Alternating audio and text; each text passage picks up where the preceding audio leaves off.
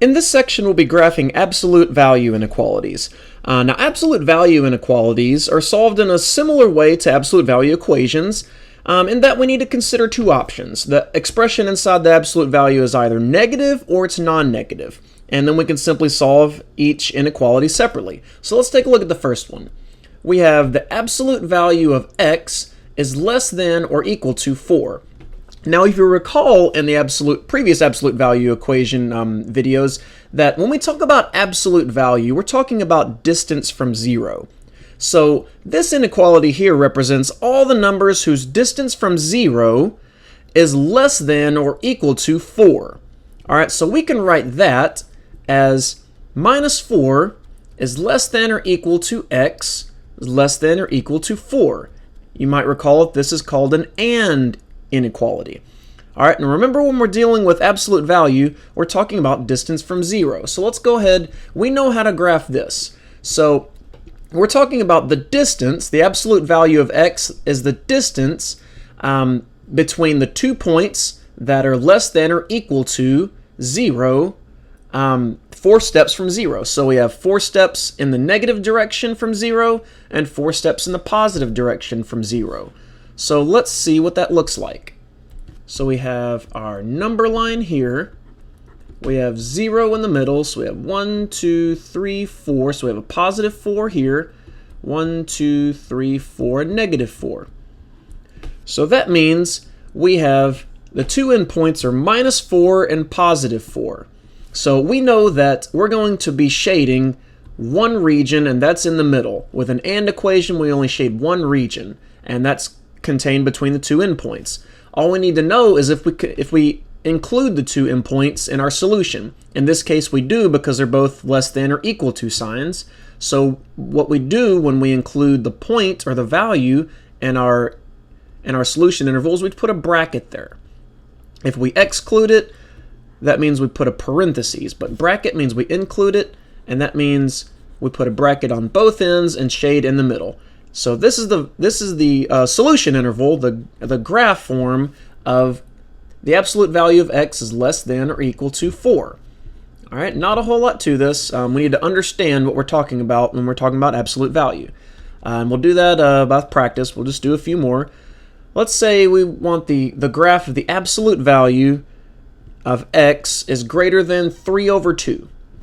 All right, so what this is telling us is the absolute value of x represents all numbers whose distance from 0 is greater than 3 halves. This is going to result in an OR equation, or an OR inequality. So we have x is either less than 3 halves, minus 3 halves, or x is greater than a positive 3 halves.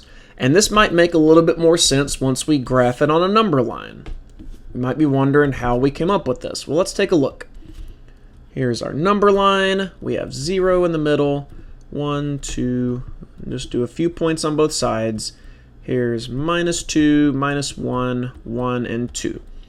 All right, so we want all the values that are less than a minus 3 halves, which is right about here. We're not including minus 3 halves, so we're going to have a parentheses. It's going to open, and we're going to shade all the values to the left of minus 3 halves because we want all the values that are less than minus 3 halves.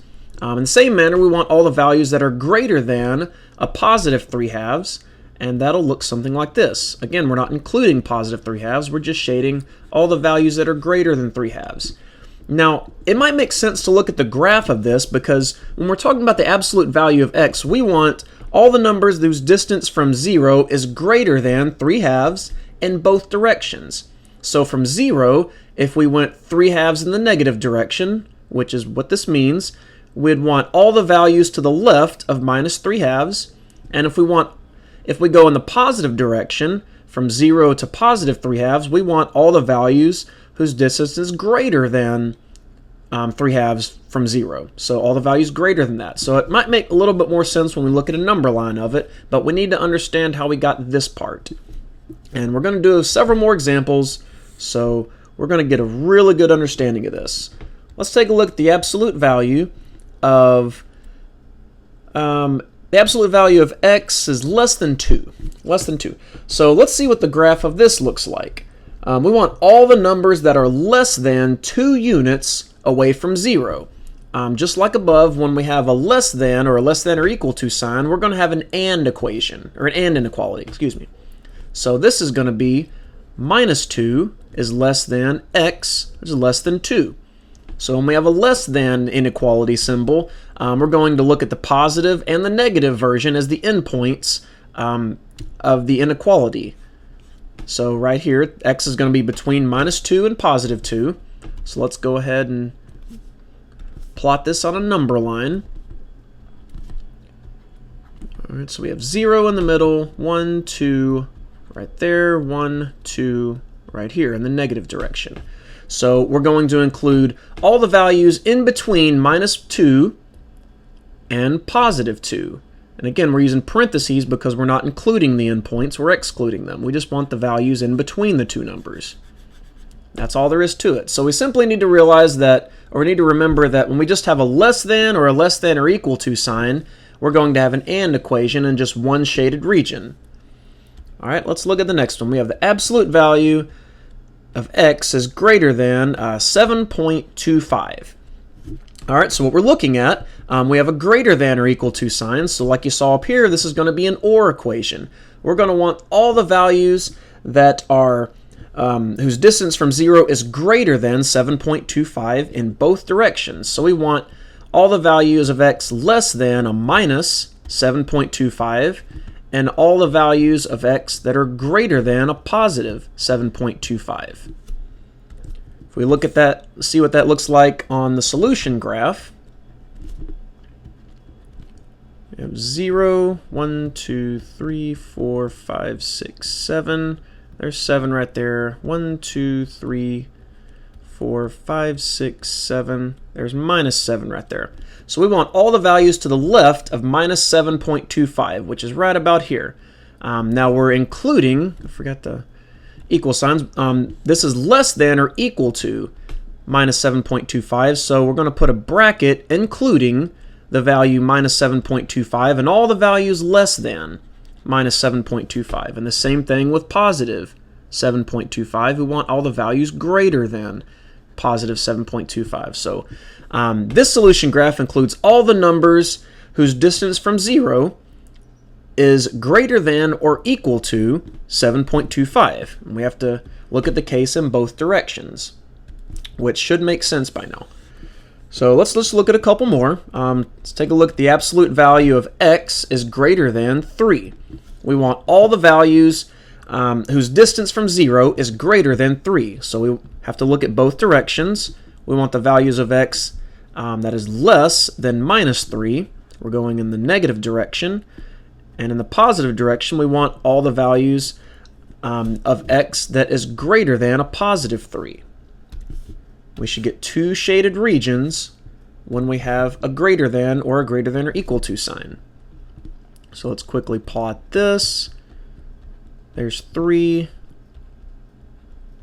and here's negative 3, and they're not equal to, so they're going to exclude these 2 points. So we want all the values not including minus 3, but just the values to the left of it. And we want all the values greater than 3, so to the right of 3, not including positive 3. All right, so not a whole lot to these. Let's go ahead and squeeze in one more. Just for a little more practice, I want to give you one more in your notes. Let's take a look at another fraction here. We looked at a decimal earlier, so we have the absolute value of x is less than or equal to 7 over 4. There's nothing special about a fraction, just want to get you familiar with the terminology. So we use everything. So we're looking for all the values whose distance from 0 is less than or equal to 7/4. So we want x to be in between a minus 7 over 4 and a positive 7 over 4. These are our two endpoints, and we're going to include them in our solution graph. So we want all the values in between these 2 points. So 0, 2, that's 2, that's minus 2. Okay, so 7/4 should be, or minus 7/4 is right about here. We're looking for, they're both less than or equal to signs.